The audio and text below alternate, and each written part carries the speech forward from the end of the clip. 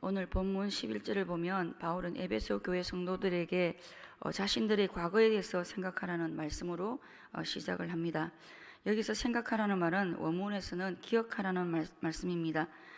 구약시대의 이스라엘 백성들 역시도 애굽에서 종살이하던 생활과 또 하나님께서 그들을 위해 행하신 놀라운 구원을 기억하라는 그런 요청을 자주 받았습니다. 과거를 생각하고 기억하라는 의미는 지난날의 비참한 과거를 알게 될 때 하나님께서 현재 행하신 구원과 은혜에 대해 더 깊이 감사할 수 있고 기쁨으로 순종할 수 있기 때문인 것 같습니다. 바울이 에베소 교회 이방인 그리스도인들에게 자신들의 과거를 기억하라고 요청하는 것은 그들의 비참한 과거와 또 그것에 비추어 현재 그리스도 안에서 누리는 말할 수 없는 영광스러운 구원의 복을 더 생생하게 깨닫게 하기 위해서라고 볼 수 있습니다. 바울이 에베소 교회 성도들에게 기억하라고 요청하는 과거는 바로 구원받기 이전의 그 과거로 죄와 허물로 죽어 있었던 때를 말합니다. 에베소 교인들이 구원받기 이전 그들의 과거는 오늘 본문에서 어떤 상태라고 말씀하고 있습니까? 첫째, 에베소 교인들은 무할례당이었습니다. 할례는 언약 백성에게만 주어지기 때문에 무할례당이라고 하는 말의 의미는 그들은 이방인이고 하나님의 언약의 백성이 아니기 때문에 언약 백성들에게 주어진 모든 영적인 특권과 복을 누릴 수 없는 그런 존재였다는 말입니다. 둘째, 에베소 교인들은 그리스도 밖에 있었습니다. 그리스도 밖에 있었다는 말은 그리스도와 아무 상관이 없는 자들로 그들에게는 구원의 중보자가 없었다는 말입니다. 그리고 에베소 교인들은 이스라엘 나라 밖의 사람들이었습니다. 이스라엘 나라는 하나님이 왕이 되셔서 통치하시는 그런 나라로 하나님의 특별한 은혜와 손길이 있었지만 이방인들은 이스라엘 나라 백성들이 누리는 특별한 은혜에서 모두 배제가 되었다는 말입니다. 그리고 에베소 교인들은 약속의 언약들에 대해 외인이었습니다. 하나님께서 자신의 백성들에게 하셨던 모든 약속들과 또 약속으로 말미암아 주어진 모든 특권들이 이 이방인 에베소 교인들에게는 어떤 몫이나 분깃도 전혀 주어지지 않았다는 말입니다. 그리고 에베소 교인들은 세상에서 소망이 없었던 사람들이었습니다. 소망이란 하나님께서 유업으로 예비하신 그 하나님 나라 천국과 연관이 된 것인데 이방인에게는 이런 소망이 전혀 있을 수가 없었다는 말입니다. 하나님을 알지 못하는 자들에게는 천국 소망을 알지도 못하고 천국 소망을 품을 수조차 없기 때문입니다. 마지막으로 에베소 교인들은 전에는 하나님도 없는 자들이었습니다. 이방인들에게는 많은 신들은 있었지만 참되신 한 분 하나님이 계시지 않았습니다. 하나님이 없었다는 것은 영적 고아로 세상이 그들의 전부였다는 말입니다. 우리 역시도 에베소 교인들과 마찬가지로 이방인으로서 하나님의 모든 은혜와 축복에서 제외된 자들이었습니다.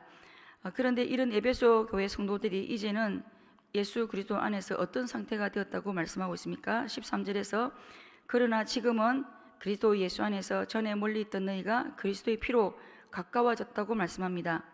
하나님과 원수의 관계에서 하나님의 자녀가 되는 특권을 얻게 되었고 하나님과 교제할 수 있을 정도로까지 가까운 사이가 되었습니다. 뿐만 아니라 하나님 백성의 일원이 되므로 무할례자라고 멸시를 당하던 이방인이었던 에베소 교인들이 유대인과도 이렇게 가까워지게 되었습니다.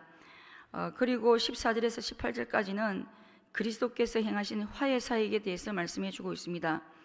예수님은 십자가에 죽으심으로 자신의 육체를 깨뜨리시고 허무셔서 하나님과 인간 사이에 막혀 있던 담을 허물었을 뿐만 아니라 유대인과 이방인 사이에 가로막혔던 담까지 허물어 떨으셔서 도저히 하나가 될 수 없었던 그 둘을 하나로 만드시고 하나님과 화해하게 하셨다고 말씀합니다. 예수님의 십자가의 죽으심은 죄사함을 넘어 화해를 완강하게 거부하는 원수들조차 서로 용납하고 포옹하고 사랑하게 하는 힘을 지니고 있다는 것입니다. 십자가는 원수된 것, 중간에 막힌 담, 적대감의 장벽도 모두 다 깨뜨리시고 하나가 되게 하는 능력이 있습니다. 그런데 유대인들과 이방인들 사이에 존재하던 이런 적대감을 제거하기 위해서 예수님은 무엇을 하셨다고 말씀합니까? 15절 말씀, 법조문으로 된 계명의 율법을 폐하셨다고 말씀합니다. 법조문으로 된 계명의 율법을 폐하심으로 그 결과 두 집단 사이에 적대감이 제거가 되었습니다. 하나님께서는 선한 의도로 율법을 주셨지만 유대인들은 그 율법을 지킴으로 자신들이 이방인에 비해서 거룩한 백성이라는 그런 우월 의식을 갖게 되었고, 또 이방인들을 거룩하지 않다고 멸시하고 거부하는 배타주의를 불러일으킴으로써 결과적으로 적대감의 중요한 원인이 되었습니다. 그런데 그리스도께서 십자가의 죽으심으로 유대인과 이방인 사이의 적대감을 불러일으키는 율법의 부정적인 그런 영향력을 다 제거하셨다는 말씀입니다. 그리고 예수님께서 죄인들을 대신하여 죽으심으로 하나님과 사람 사이에 존재했던 적대감도 모두 다 죽이셨다고 말씀합니다. 그리스도의 십자가로 인해 죄인인 인간에 대해 하나님께서 가지고 계셨던 그 분노와 적대감도 사라진 것입니다.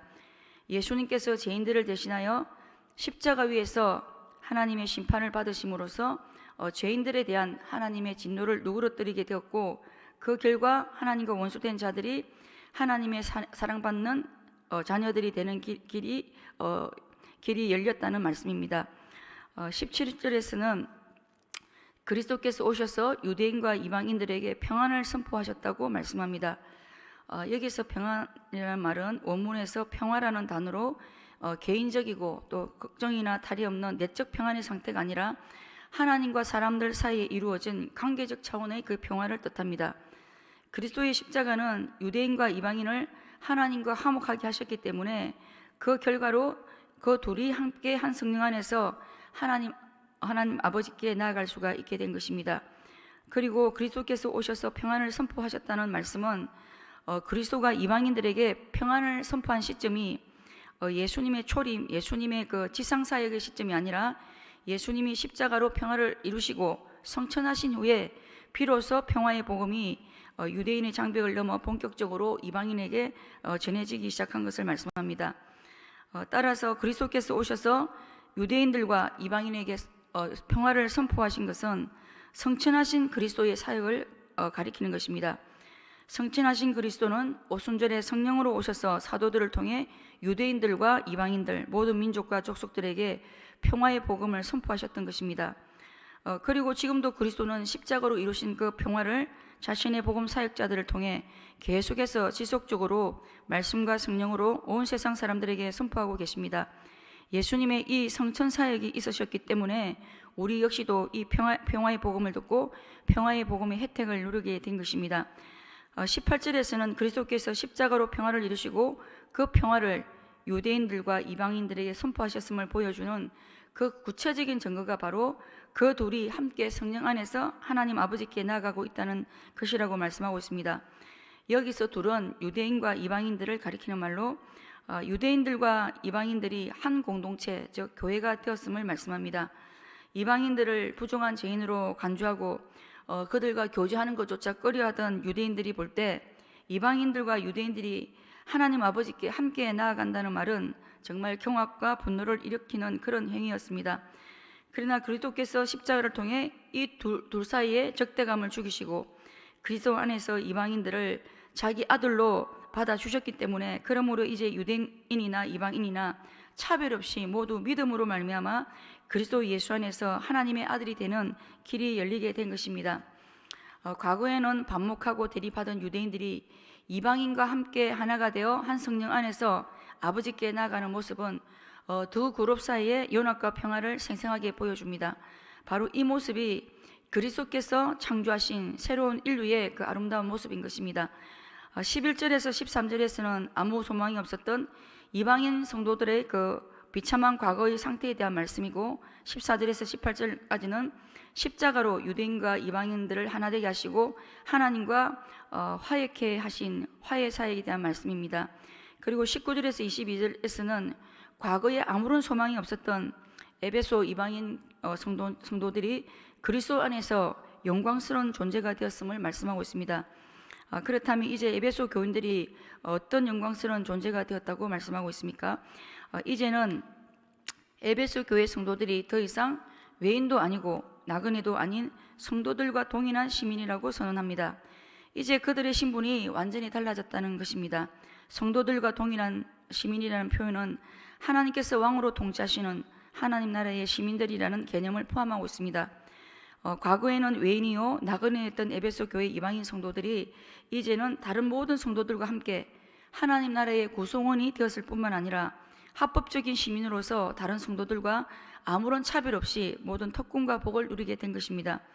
그리고 에베소 교회 성도들은 또한 하나님의 권속이 되었다고 말씀합니다. 여기서 권속이라는 말은 특정한 집안에 속한 구성원들을 가리키는 말입니다. 즉 과거에 나그네였던 이방인 성도들이 이제는 하나님 집안에 속한 합법적인 가족의 일원이 되었음을 의미합니다. 그리고 에베소 교회 이방인 성도들이 하나님의 성전이 되었다고 말씀하고 있습니다. 그리고 예수 그리스도는 이 영적 성전의 모퉁이 머릿돌이 되신다고 말씀합니다. 건물에 있어서 모퉁이 돌은 잘 다듬어진 사각형의 커다란 돌입니다. 돌로서 건물의 토대의 모서리에 놓여집니다. 그래서 전체 건물의 기초와 형태를 결정짓고 동시에 벽들을 세우는 기준이 되는 가장 중요한 초석입니다. 건물은 모퉁이 돌에 정확하게 일치되어서 지어져야 합니다. 마찬가지로 예수 그리스도는 영적 성전, 즉 교회의 기초를 형성하고 교회 형태를 결정지을 뿐만 아니라 교회를 한 건물이 되게 해주시는 모퉁이 돌과 같은 역할을 하시는 분이십니다. 모퉁이 돌이신 그리스도는 교회의 연합과 성장이 꼭 필요하신 분이십니다. 교회의 연합과 성장은 오직 그리스도 안에서만 이루어지는 것입니다. 그러므로 교회가 계속적으로 그리고 확고히 그리스도께 연결되어 있지 않는 한 교회의 일치는 와해되고 그 성장은 중단되거나 빗나갈 수밖에 없는 것입니다. 교회는 그리스도 위에 세워지고 그리스도를 통해 함께 연결되어 성전으로 자라가는 것입니다. 그리고 22절 마지막 절에서 바울은 이 에베소 교회 이방인 성도들이 모퉁이 돌이신 그리스도 안에서 하나님의 처소로 함께 지어져 간다고 말씀합니다. 하나님의 처소라는 표현은 거룩한 성전과 같은 말이면서 동시에 성전의 본질적인 특성을 좀 더 명확하게 표현하는 단어입니다. 그래서 성전은 하나님께서 거하시기를 기뻐하시는 처소라는 말입니다. 구약시대는 성막이나 성전이 하나님의 처소였습니다. 그리고 하나님은 자기 백성들과 만나시려고 물리적인 그 건물에 임재하셨습니다. 그러나 이제 하나님은 건물이 아니라 자기 백성들로 이루어진 공동체 안에 거하신다는 것입니다.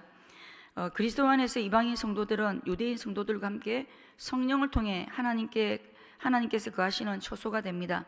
이방인 성도들과 유대인 성도들로 이루어진 전체 교회가 하나님께서 거하시는 처소, 즉 영적인 성전인 것입니다. 과거에는 하나님의 백성이 아니었던 이방인들이 지금은 하나님의 영적 성전의 일부를 이루게 된 것입니다. 실제로 이방인들은 이방인의 뜰과 성전 사이에 세워진 담을 넘어 성전 안으로 들어갈 수 없는 그런 자들이었는데 이제는 이 이방인들이 하나님께서 거하시는 성전의 일부를 구성하게 되었던 것입니다. 바울은 오늘 본문을 통해 에베소 교회 성도들이 자신들의 비참한 과거를 기억하며 그리스도 안에서 얼마나 놀라운 구원을 받았으며 또 얼마나 영광스러운 존재들이 되었는지를 깨닫기를 원합니다. 그리고 오늘 본문이 우리에게 가르쳐주는 중요한 메시지 가운데 하나는 교회가 바로 하나님의 새로운 인류라는 사실입니다. 그런데 하나님께서 새하늘과 새 땅을 완성하시기도 전에 새 인류를 미리 창조하여 이 세상에 거하게 하신 목적이 있다면 무엇이겠습니까? 그것은 바로 이 땅 가운데서 하나님의 은혜의 영광을 찬송하게 하기 위함이고 하나님의 지극한 풍성한 은혜를 모든 세대에 나타나기 위함이며 또 하나님께서 미리 예비하신 선한 일들을 행하기 위함입니다. 그리고 그뿐만 아니라 하늘에 있는 정사들과 권세들에게 하나님의 지혜를 알리기 위함입니다. 그렇기 때문에 하나님의 새로운 인류인 교회는 성령께서 하나 되게 하신 것을 힘써 지키며 분열과 불화와 적대가 지배하는 세상에서 연합과 화해와 평화의 모습을 드러내야 하는 것입니다. 그리고 하나님께서 미리 예비하신 선한 일들을 행하면서 새로운 인류의 가치와 원리를 따라 거룩하고 순결하게 살아야 한다는 것입니다. 말씀을 맺겠습니다. 그리스도 안에서 새로운 인류가 된 에베소 교인들에게 구원받기 이전의 모습을 생각하라고 하신 것은 바로 오늘 우리에게 하신 말씀인 줄로 믿습니다. 오늘 말씀을 통해 이방인이었던 우리가 받은 구원이 얼마나 놀라운 구원인 줄을 깨닫고 우리가 구원의 감격을 회복하며 또 평화의 복음을 전하고 새로운 인류답게 살아감으로 주의 구원을 더욱더 영광스럽게 하는 우리 모두가 되어야겠습니다.